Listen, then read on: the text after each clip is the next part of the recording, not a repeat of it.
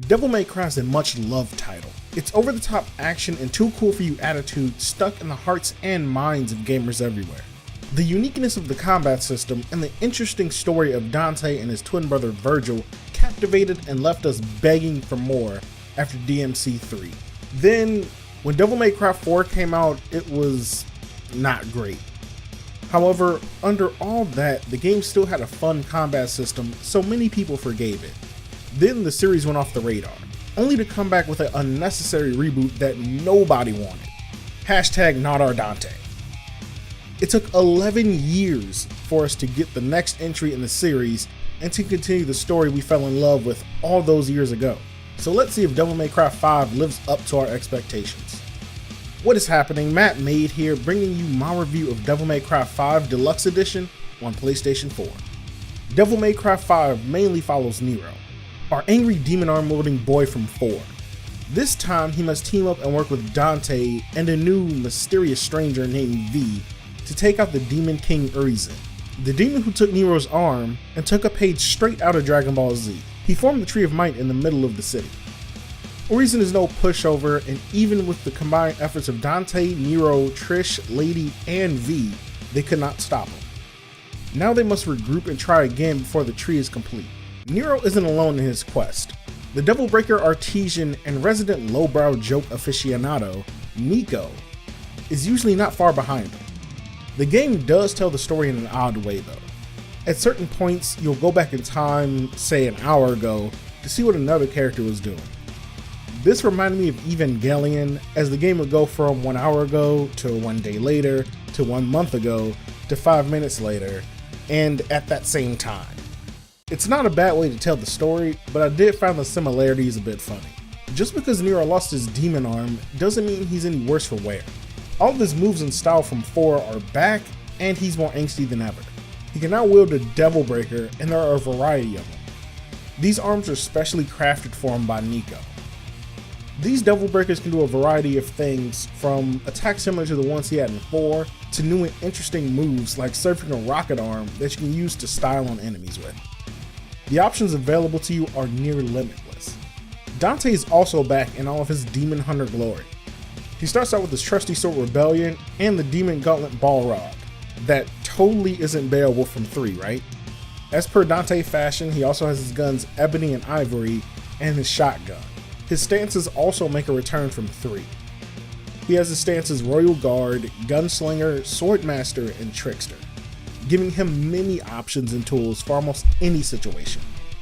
While playing as Dante, you feel powerful and are shown why he is called the legendary Demon Hunter. On top of all those tools, you unlock more weapons as you play through the game, as well as having access to his Devil Trigger when things get a bit hairy. Dante hasn't lost a step, even though he looks quite a bit older in this. Not to fall behind, the new character V mixes up the combat and the Devil May Cry formula. Instead of being a direct attacker, V uses his pet demons to deal damage and only attacks to take down enemies. Griffin shoots projectiles and can launch enemies, while Shadow the Panther lays down some heavy damage. For larger or tougher enemies, you can call in the big dog Nightmare in order to wipe out and beat down whatever stands in your way. Weaving in and out of combat is key, as V does not have as many movement options as the other two. Devil May Cry has always played as if it was a fighting game. Combos and style are the name of the game, and you are handsomely rewarded for it, both in score and in the number of red orbs you get when you beat a level. Delaying your attacks can lead into other combos, and you can keep your style meter up by mixing in bullets and jumps. Getting hit harshly affects your score, and you can't get that sweet triple S if you don't pay attention to your surroundings. Again, for those who simply want to experience the story, you can forego all of that. However, Devil May Cry isn't only about the story. It's about all the sick combos and fun gameplay elements that they put in. Another thing that was changed between 4 and 5 is how you resurrect.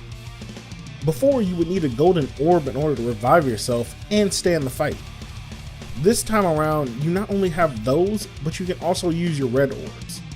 Your score takes a huge hit, and the price of reviving increases as you die. However, you can bring yourself back from the brink with them. As with other DMC games, there are all sorts of nooks and crannies to explore. and you're rewarded for searching through them. Whether that be a blue orb fragment that can increase your health, or a secret mission that is challenging yet fun, or even a red orb cluster that you can beat down and get a ton of red orbs from. Each hidden area gives you something satisfying. When you're exploring with Dante, you can even find a hidden weapon for him, which is pretty sweet. Visually, the game is impressive. It did take me a while to get over how realistic everyone looks, but that feeling fades fast when you're watching them banter back and forth and pull off insane maneuvers. The game was made in Capcom's Resident Evil engine that was created for RE7, so it looks like they want to get some use out of it. Dante looks pretty old and grizzled and like he's seen some shit, which he definitely has. But it's not just the characters, the setting and areas you go through are also gruesomely detailed. While the graphics do look wonderful, I have to admit that I did not like Lady's new design. I preferred her look in Devil May Cry 4. Fight me in the comments if you don't agree. This is a hill I am more than willing to die on. The others look great, and with the ability to unlock new costumes for them as you play different difficulties, the game has huge replay value. The soundtrack is just as good. It took a while, but the Devil Trigger theme song grew on me, and as I listened to it, I started to enjoy it more and more. I typically don't like such a lyric-filled theme song, looking at you Sonic Forces, but this one was a jam. Not only that, but the other tracks really get you amped and in the mindset to do some sick combos. The soundtrack is impeccable. It makes you feel when you need to, crescendos when something epic is happening, and is just in general a solid soundtrack.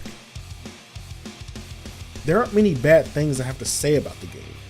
The only two gripes I really had were just how easy normal is and how they immediately sideline Lady and Trish. Now don't get me wrong, I did get bodied by the bosses once or twice due to my negligence. However, the enemies weren't particularly difficult at any point in time. Annoying as hell sometimes, yes. Shout out to the Impusa Queen. However, they were very manageable. Now I know this could be due to just how hard the difficulties after are, but I was expecting a bit more of a challenge. As for Lady and Trish, they're depicted as two badass demon hunters who know almost no equal. To see them get pushed in the dirt so hard and then not do much afterward was quite annoying.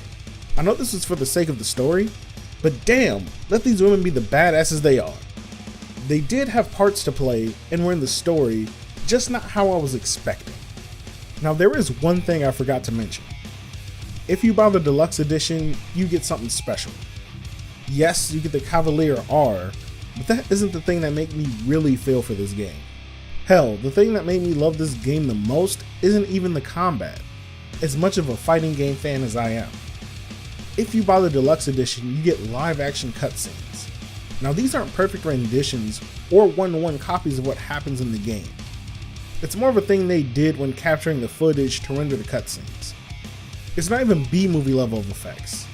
However, it does one thing and does that thing to perfection. It captures the heart and soul of the developers.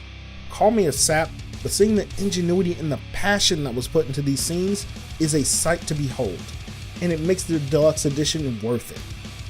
It's funny as hell and gives you a peek behind the curtain of what making a game like this is like. Devil May Cry 5 is a great return to form for Capcom. The legendary demon hunter Dante has more allies than he can count, and each of them bring their own style to the table. The game was well worth the wait, and if you're holding out on it to see if it's any good, then take my word for it when I say this game is so good that it hurts. Gone are the cloudy days when we dreaded the next Capcom games. They are back and more ferocious than ever, with a smoking sexy style to boot. But what did you think about Devil May Cry 5? Have you played it? Are you interested in it? Let me know in the comment section down below. And don't forget, if you're a fan of gaming, consider striking the subscribe button and hitting the bell. This is Mattmade, and I will see you tomorrow.